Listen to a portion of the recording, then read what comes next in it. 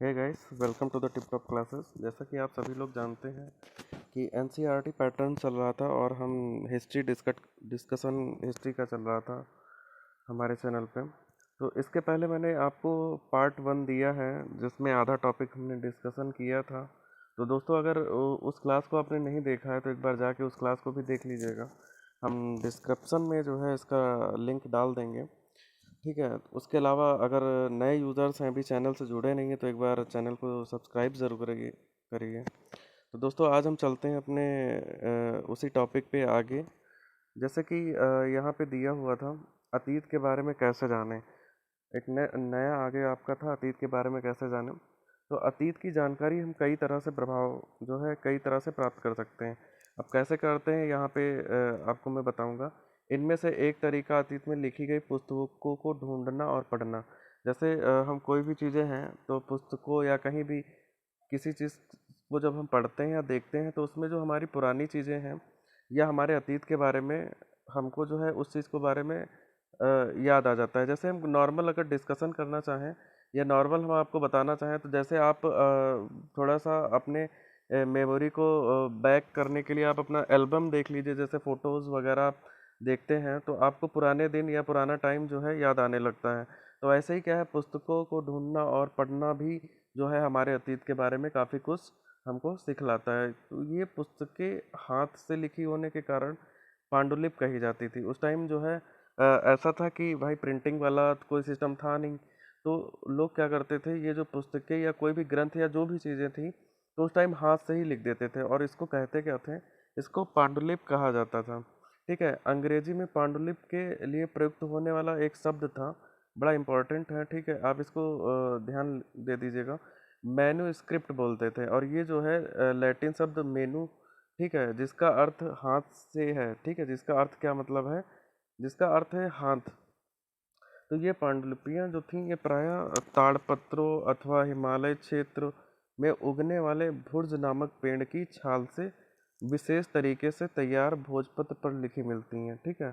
जैसे कि आप सब जानते हैं, पहले जो भोजपत्र हो गए या पेड़ की छाल हो गई या ताड़ हो गए, इन्हीं सब चीज़ों पे जो है लिखा जाता था। दोस्तों, आगे चलते हैं हम। ठीक है। इसमें क्या है, इतने वर्षों में इनमें से कई पांडुलिपियों को कीड़ों ने खा लिया तथा कुछ नष्ट कर दी गई। मतलब जो पुरानी आपकी पांडुलिपियां थी, जो पुराने उनके अवशेष थे, तो उसमें से बहुत सारे ऐसे थे जो कीड़ों के कारण नष्ट कर दिए गए। ठीक है। तो उसमें फिर भी कई पांडुलिपियां आज भी उपलब्ध हैं। मतलब कुछ पांडुलिपियां जो रही होंगी, जो बच गई, उनसे प्रेजेंट टाइम में आज हम पुराने अतीत में क्या हुआ होगा उसके बारे में आज भी हमको कुछ अतीतियों जो पांडुलिपियां थी, कुछ पांडुलिपियों से आज भी हमको उसके बारे में पता चलता है। तो ये पांडुलिपियां मंदिरों में और विहारों में प्राप्त होती हैं। इन पुस्तकों में धार्मिक मान्यताओं व व्यवहारों, राजाओं के जीवन, औषधियों तथा विज्ञान आदि सभी प्रकार के विषयों की चर्चा मिलती है। इनके अतिरिक्त हमारे यहाँ महाकाव्य हो गया, कविताएं तथा नाटक भी हैं।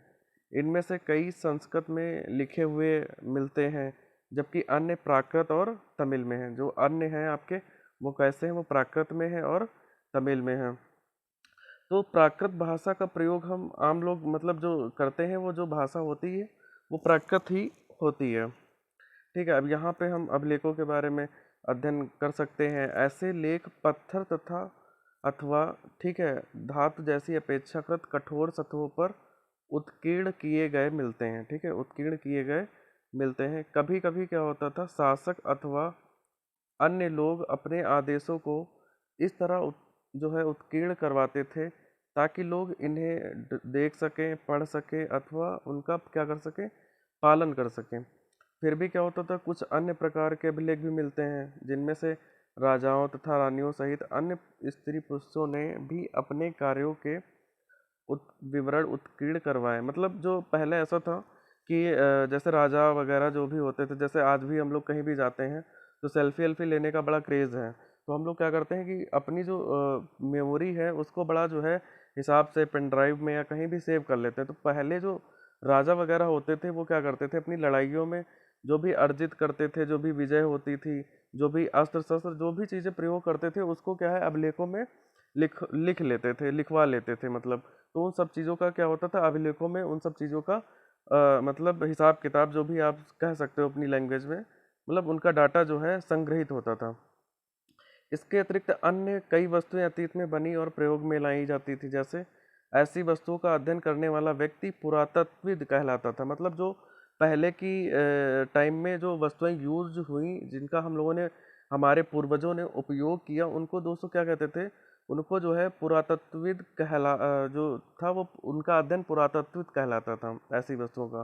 पुरातत्वविद में पत्थर और ईंट से बनी इमारतों के अवशेषों, चित्रों तथा मूर्तियों का अध्ययन करते हैं। ठीक है, वे औजारें, हथियार, बर्तनों, आभूषणों, ठीक है, यहाँ पे ये देख लीजिए, ये आपको फिगर यहाँ पे दिया गया है। इस टाइप के हमको, जैसे मृदभांड वगैरह थे जो हमने बताया था आपको, तो इस टाइप से आपको देखने को जैसे आप म्यूजियम वगैरह में जाएंगे तो वहाँ आपको देखने को मिलेगा इन सब चीज़ों को। तथा सिक्कों की प्राप्ति के लिए छानबीन तथा खुदाई भी करते हैं। तो इनमें से कुछ वस्तुएं पत्थर की, पकी मिट्टी तथा कुछ धातु की बनी हो सकती हैं।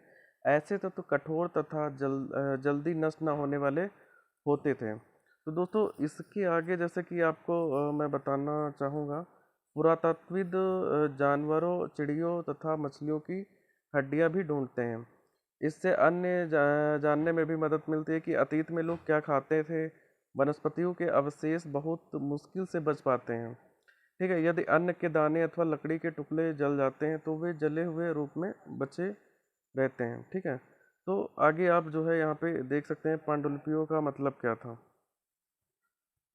ठीक है, यहाँ आपको जो है मैं दिखा सकता हूँ, जैसे कि आगे आप देख सकते हैं, पांडुलिपियों, अभिलेखों तथा पुरातत्व से ज्ञात जानकारी के लिए इतिहासकार प्रायः स्रोत शब्द का प्रयोग करते हैं। ठीक है, इतिहासकार उन्हें कहते हैं जो अतीत का अध्ययन करते हैं। ठीक है, अतीत का जो है अध्ययन ही मेन क्या है, हिस्ट्री में आप देख सकते हैं।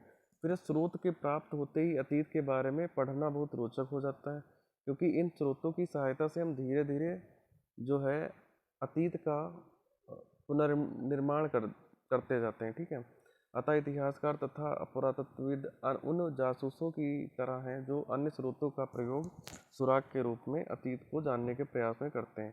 अब इसके आगे आप देख सकते हैं अतीत एक या अनेक। ठीक है, अतीत एक या अनेक के बारे में आप देख सकते हैं। तो यहाँ पे क्या क्या तुमने इस पुस्तक के शीर्षक जैसे हमारे अतीत पर ध्यान दिया है?